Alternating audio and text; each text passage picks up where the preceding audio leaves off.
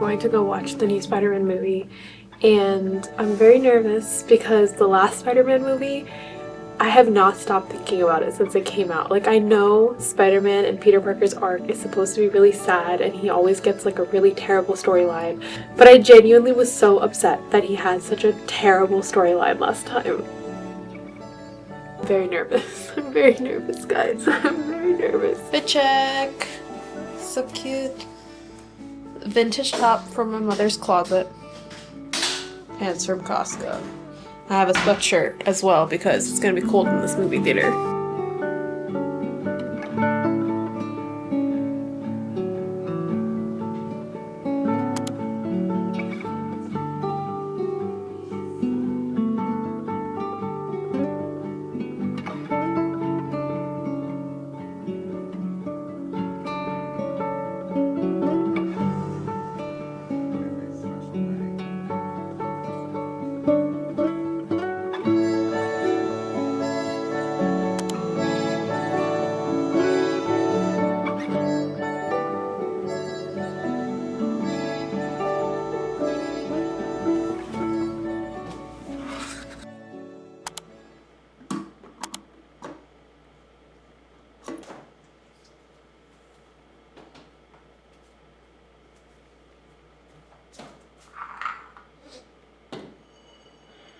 I just wanted to make an iced tea.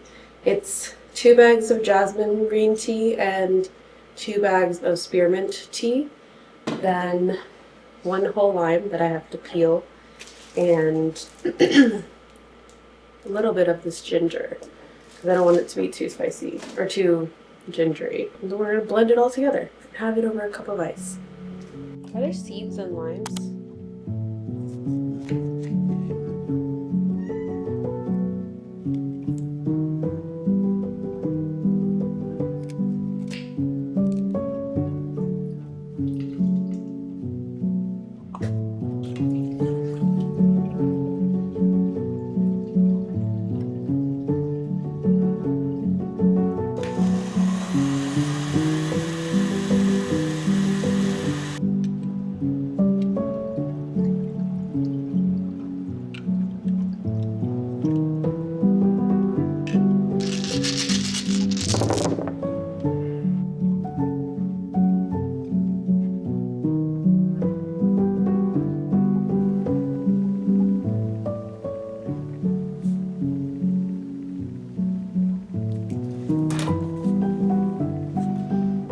I decided to make an August TBR, but when I was making it, I wasn't sure if I wanted to stick to more summery books or if I wanted starting to be more fall books.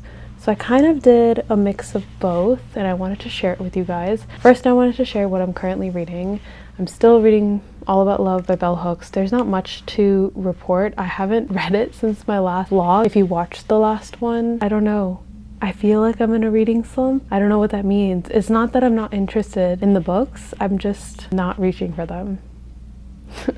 Does that mean I'm in a reading slump? No update on this yet. I am, I think 40% of the way through Heir of Prophecy. I really enjoy this. I just haven't found myself picking it up. So today we're gonna try to focus and for like at least 2 hours lock in and read this. It's really good so far. I even started tabbing some things, but this one has a lot of intrigue. The world building is happening very slowly but very manageably, if that makes sense. Like, I'm not getting confused, which is really what I need right now. This is actually Suki's new chair. Got a lot of books from the library recently. I just went on like a huge library binge. The two books that I got from the library are The Possession of Alba Diaz, which I saw Heather McCleary, I watch her videos, she recommended it. It's like a fall gothic kind of book, a horror book. I don't really read horror books. This is gonna be like one of my first ones, so we'll see if I like it. And then the other one is Kindred by Octavia Butler. It's like a sci-fi. The author of Yesteryear, which is also a book that I want to read, recommended reading Kindred by Octavia Butler as like a sci-fi dystopian, or not dystopian, a sci-fi time traveling world, kind of similar to like the plot of Yesteryear. I've heard of Octavia Butler. I haven't really read anything by her. And then from my physical TBRs, I'm trying not to buy more books and also start completing my physical TBR. The first one is The Baby Dragon Cafe. I saw someone post this on Instagram and said that the main character really gives eldest daughter vibes, and I was just like, yeah, okay, sold. I'm gonna read it. So that's one. Then I have Just a Highland Fling by Nana Kumar. I talked about Nana Kumar as an author before. I loved her first book, Say You'll Be Mine. Then I did not like her second book, which was can't even remember the title because I did not like it that much. Flirting with Disaster. And then I got the third one because it's set in Scotland. It's about a daughter who is trying to reconnect with her estranged father at her father's wedding. And she meets Daisy Bagpiper, which I'm just like, yeah. That premise itself of like a Daisy Scottish man, I'm into it.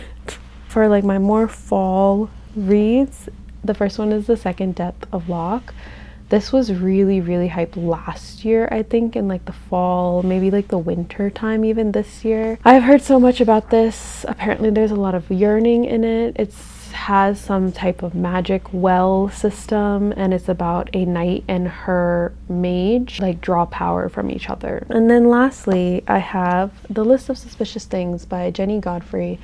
I bought this last year because the mystery looked very compelling. It's about a small town where young women are dying and everyone is afraid.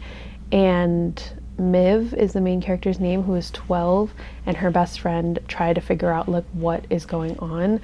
And apparently it's based on the real story that the author lived through. In her town there was like a serial murderer, and she says in her author's note that she remembers the day that he got arrested. So it's a very personal story. It's a compelling mystery, and I really want to give it a go. I'm not confident I'm going to read everything just because I'm having such a hard time just simply getting through one singular book this month. So we'll see. I would love to at least knock out the romances this month because it's the last month of summer. And then I want to fully immerse myself in more fall reads. Also, I've been thinking, because I've been feeling kind of meh about reading, I should pick up one of my other hobbies just for me to feel like I'm not just reading and doing nothing else.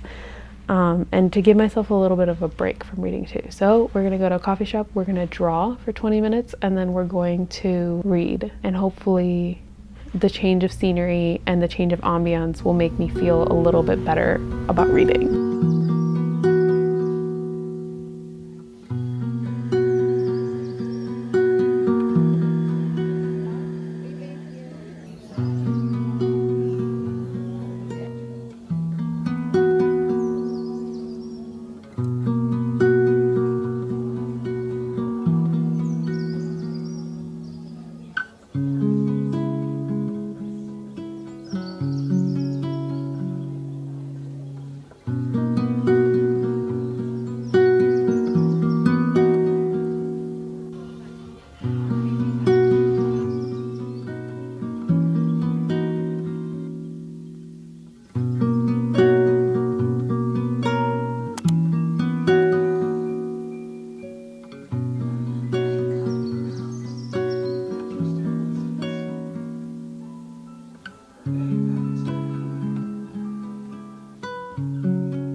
I went to the coffee shop yesterday and I did have a semi-productive reading time. The music was just so loud in there. Like they were blasting the music, I felt like. And I'm the kind of person that I can't have music with lyrics playing while I'm reading because then I can't focus.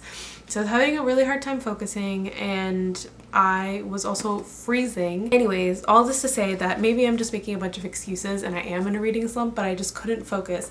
But then I came home and then I read before bed and I did get past 50%, which is something that I felt like was taking me forever. I was reading on my Kindle and that was helping a lot. So I think I just needed a quiet environment. I'm fine, guys. It's fine. I can still read. It's fine. The end of this video is all over the place. Really like this book so far. I've reached 50% of it, as I said just now. Very immersive, but not in a way that's overwhelming. The world building is very simple, for me at least, and I feel like I'm following it pretty well. I think that the conflict that's happening, which is the main character Audra figuring out that she's the heir, which is not a spoiler, it's on the back of the book. The fact that she's an heir is kind of, how do I want to say this? It's a little bit confusing and slightly I'm just like, where is this going? But I mean, that's the beauty of it. I could just find out if I just kept reading. I kind of want to know the answers, I think. And that probably has to do with the fact that I've taken so long to read this book, but I need to know the answer of what is going to happen now that she knows she's the heir. And how does her magic like translate? Because her magic doesn't work the way other people's magic does. This book is coming out the week of August 24th, I believe. So if you're really into fantasy and you're someone who enjoys like the Jasad Heir or the Raven Scholar, just if you like a classic chosen one story, but there's like a twist on it because there's two prophecies that she could fulfill. There's two prophecies that she could fulfill. So it's very interesting and it's a really cool spin on the chosen one trope. But yeah, I highly recommend it. I think this would be a great start to anyone's autumn TBR. I think I'm gonna end the video here. If you've made it this far, thank you for watching. I hope you're taking care of yourself and you're reading a lot. And I'll see you next week in London. Bye!